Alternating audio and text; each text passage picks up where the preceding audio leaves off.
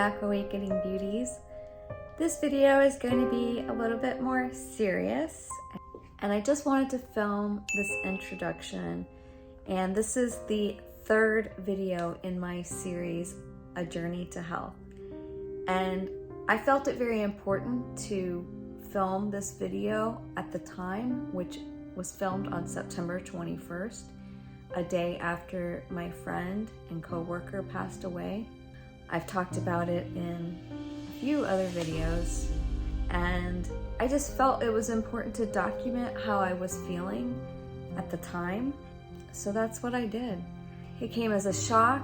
She was only 9 years older than me and a very vibrant woman. It's still hard to believe that she's gone. So I hope that you will watch this video with the intention of which it was filmed, not just for me to regurgitate all of my emotions and spill them out onto the audience, but to really take inventory of your life, of my life, and to remember how I was feeling at that time, because as they say, time heals all wounds. And although the wound of losing someone that you love will never leave you entirely, the past few months, life has gone on. Our work has gone on. And it's easy to let slip away, sort of, the things that you were feeling at the time, because you have to just work and you have to get on with life. But the things that I talk about in this video, I want to remember.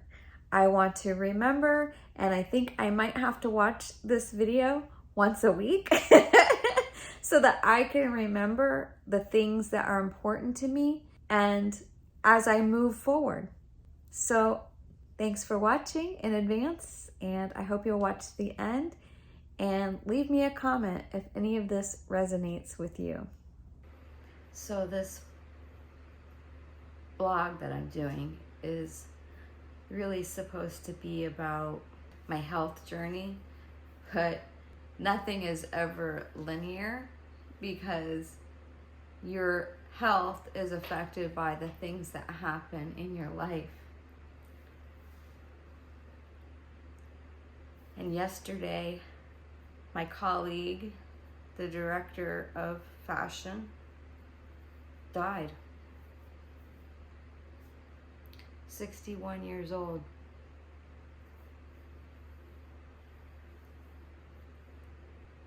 I've worked with her twice at the same company because we both left and we came back to the same company. And I remember when she went through her divorce, when she met her new partner, this was probably 6 years ago, who has turned out to be the love of her life. And they just moved in together 3 weeks ago because his daughters were young when they met, and now they're going off to college. She got rid of so much of her stuff. In hindsight, that's a blessing that won't have to be dealt with, her own place and all of her stuff. But she just moved in with him. And they were on a trip, their lifelong dream of a trip for 2 weeks in Italy, and they had just been there a few days, and she had a massive heart attack and died. Like, it was very quick, like that. And we found out yesterday afternoon, and I don't know what we're gonna do. We were already understaffed, and she was a power of nature. Silvia was a power of nature. She worked herself to death. She would work late every night. And when I mean late, I mean 10 a.m. was early for her. 10 p.m. was early for her to quit working. She would often work well past that. And she worked weekends. And she gave everything to this job. And it's a huge wake-up call to all of us that are still there, because I've been saying that I am overwhelmed with work. And I know that has taken a toll on my health. And I know that has contributed me to getting to the highest weight that I've ever been. The long hours, the stress. So I am day, 13 into this 10-day detox. I've stuck to it.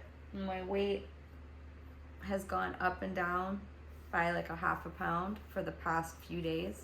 So I really haven't lost anymore. And I'm gonna stick to it. You know, I'm not, when I was at work, I was just thinking, I just wanna go home and like eat ice cream and veg out in front of the TV, and I don't wanna think, I don't wanna feel. But I didn't do that. And I thankfully for my husband for making a very healthy dinner, because God knows I probably would not have done that for myself. And it's like, I should want to do that for myself, because I deserve to be healthy. I deserve to take care of myself. Yes, my husband is helping immensely, but nobody else is gonna take care of me. Nobody else was gonna take care of Silvia except for Silvia. And she didn't take care of her health. She didn't. We all knew that. And we kept telling her, you're pushing yourself too hard. You need to go to a doctor. You need to take time off. You need to stop working late. Just stop. But the company was pushing her and pushing her and pushing her. We have to get this stuff done. This is so important. This is gonna make or break our company. We have to do this. We have to get this stuff done. And it killed her. Because she didn't say no. And she didn't take care of herself. Well, all of us stayed talking, and even someone who left a few months ago to greener pastures for sure. She went to another job, but she was close to Silvia too, and she ran over as fast as she could to the office, and we all stayed and talked.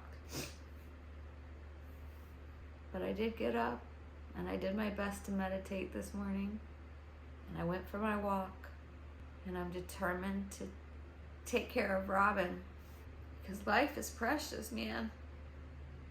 And it can be gone like that. She was only 9 years older than me. Take care of yourselves. Take care of yourselves. Don't ignore health symptoms. Don't ignore them. Don't think that your job can't survive without you. Even if you own your own company, if you're not there, your company won't be there if it's all on you. Simple as that. And if you leave your job, they'll find somebody else. They'll figure it out. Because if you drop dead, they'll have to figure it out. So take the time you need. Don't work late hours. Don't kill yourself for somebody else's pockets to deepen. Say no. Take care of yourselves. I know that this is a big wake-up call to me. I've been on this journey now for a couple of weeks of a health journey to take better care of myself, but it got real. All right, I'm gonna end it here. Thank you again for watching. And it was hard for me to edit this video. It was hard for me to rewatch myself going through these emotions, but I'll tell you what I've taken away from this, and I hope you will too.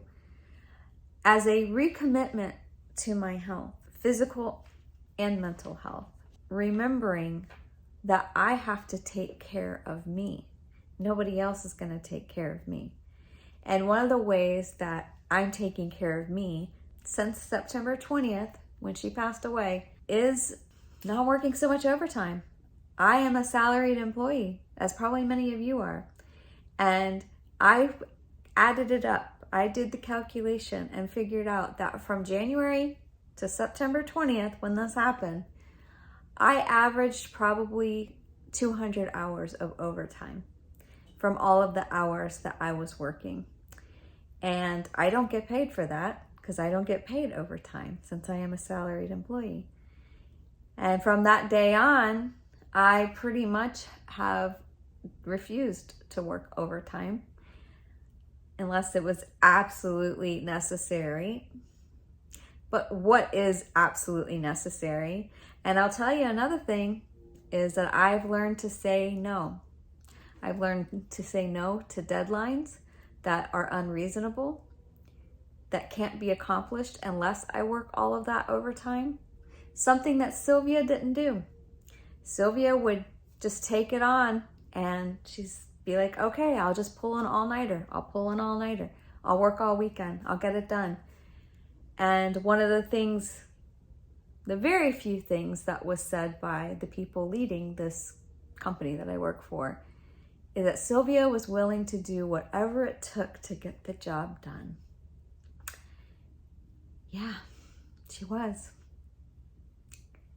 And it cost her her life.